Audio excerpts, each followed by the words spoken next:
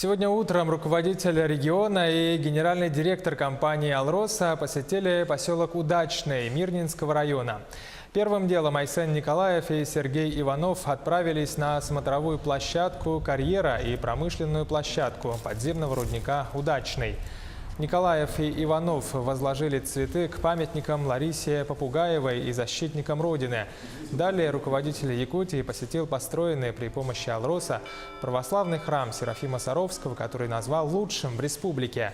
В целом Николаев выразил уверенность, что реализация планов алмазной компании на этой территории позволяет городу Удачный смело смотреть вперед на несколько десятилетий, однако отметил и ряд проблем, которые нужно решать совместными усилиями.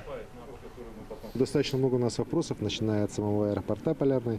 Так, он долго и верно уже служит так населению.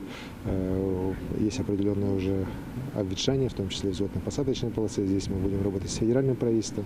Конечно же, есть много вопросов, связанных с развитием вот этого всего куста Удачно-Хайхальского.